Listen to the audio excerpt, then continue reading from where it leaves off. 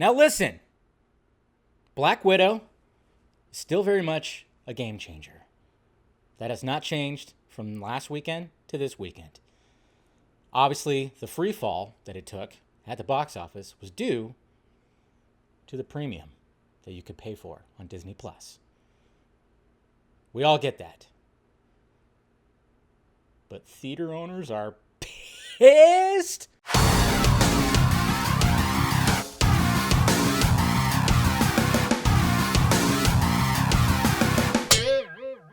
What's happening, film friends? Dave the Film Junkie here. All right, box office time. Figured why not? Because it's always, anytime a big movie comes out, obviously you got to talk about the box office because we always look at how much it made in the first weekend, and then we have to see like how much did it fall the second weekend, and we always have to talk about that because let's face it, hey, even though it's a Marvel Studios movie, yeah, we still talk about it. Find it kind of funny when I see kind of like the hypocrisy, certain people out there that have built their names for themselves actually kind of talk about how when this whole thing was happening with HBO Max, they were not about it, but then it's Disney. You know how it is. The bias is real. It's all good, guys, but let's talk about the top 5 domestic earners this weekend, starting with Boss Baby. $4.7 million over the weekend, and it's got a grand total of 44.6. That's domestically right there. And then, of course, worldwide, it's made 48.3. Didn't really get that international market, which makes sense.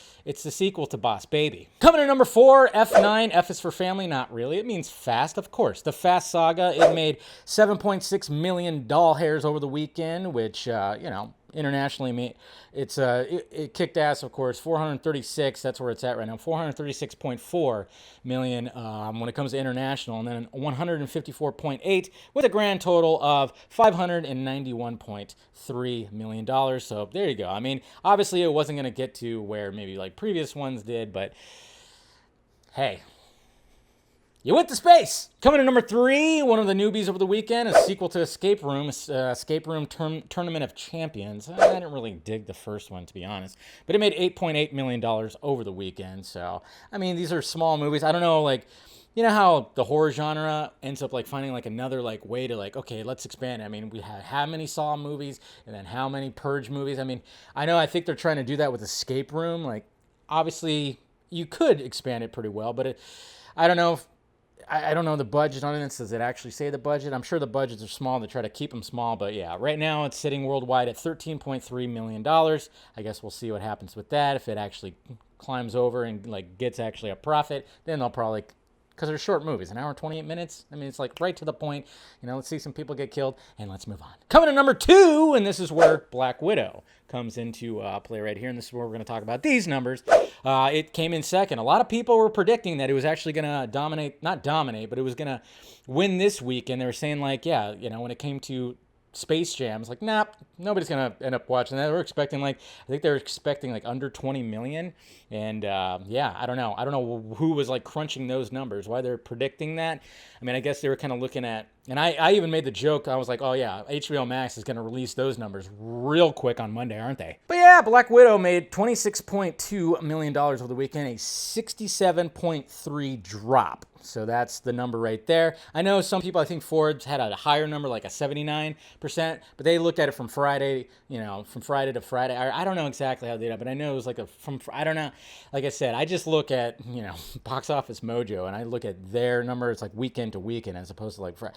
Yeah, I mean, obviously you could like, that number gets even worse, and it could like, yeah, it's like, ooh, is that much worse? 132 million domestically and 100.7 mil when it comes to internationals, 232.7. And of course, I'm sure we're going to hear about numbers, about streaming numbers. And yeah, this is pretty much what's going on when it comes to Black Widow, because there's also another article right here from The Hollywood Reporter that talks about theater owners blast Disney for making Black Widow available immediately on streaming. That's right. And then of course, the description right here says the National Association of Theater Owners says the decision is responsible for the superhero pic's stunning collapse in the second weekend at the box office. Duh. I mean, we kind of get that already. And then this is what the quote right here says. Despite aspirations that this pandemic era improvised release strategy was a success for Disney and the simultaneous release model, it demonstrates that an exclusive theatrical release means more revenue for all stockholders in every cycle of the movie's life. So that's what the National Association of Theaters Owners has said right there. So yeah, they're not happy about it. And then here's another quote right here. It says, the many questions raised by Disney's limited release of streaming data opening weekend are being rapidly answered by Black Widow's disappointing and anomalous performance, says, of course, the National Association of Theaters, said to this. And then the most important answer is that the simultaneous release in this pandemic era artifact that should be left to history with the pandemic itself. So they really want to just get everything back to normal, which I totally get that, but it's never going to go back to normal. So that's one of the things. We're in this for the long haul. This is always going to end up being a thing. We've talked about it numerous times. And HBO Max and Jason Kilar were just like, hey, this is what is going to happen. We're going to do it like this. And then Disney was like, okay, we're going to do it like this. It was like that, trying to answer the problem of the pandemic and all the theaters closing. But now it's like, what do you do? How do you turn back? I mean, I don't know what's going to be the response to this, because Disney, let's face it. I mean, I know there's some interesting numbers when it comes to like Disney Plus and that streaming that I know can be a little strange too, that I saw like creep up on my timeline. I might check those out and maybe talk about it during a live show or something like that, because there was some interesting things that some people were talking about. So if I find that, I'll definitely let you guys know. But yes, so obviously, yeah, we're going to blame Disney Plus for doing that. I don't know exactly when it comes to how they're going to reach like an agreement and something like that with, of course, NATO, as you call it. I don't know exactly what they plan on doing. How can they come up with like an agreement? I thought this was pretty much, they're probably going to end up trying to do that 45-day thing that some of the other studios and stuff are doing. I don't know. I guess we'll see. But yeah, there you go. Black Widow. I mean, yeah, you can chalk it up to bad reception too. You know, it didn't get as much of a Rotten Tomato score as some of the other MCU movies have. But, you know, I don't think anybody was expecting it to. It's just, if you watch the movie, it was supposed to be placed in a different spot in the MCU timeline. Kind of felt out of place, and then it was just like, run by the numbers. You know, it's just, what can you say?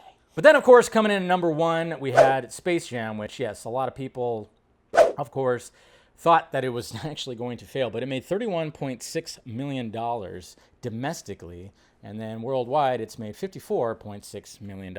And I'm not sure, like I said, Warner Media is probably going to release numbers pretty damn quickly and be like, yeah, that was one of our biggest openings of all time. Oh my God, bigger than anything we've had. You know that's going to be the case. You know, they won't release the Snyder Cut numbers, but they'll definitely release numbers for everything else. But yeah, so it made that much money. I mean, I know like it was like 150 million plus that the budget for Space Jam, so I'm not sure how that's going to play with it, you know, because I know the director or whatever, a writer or something was like talking about the sequel already.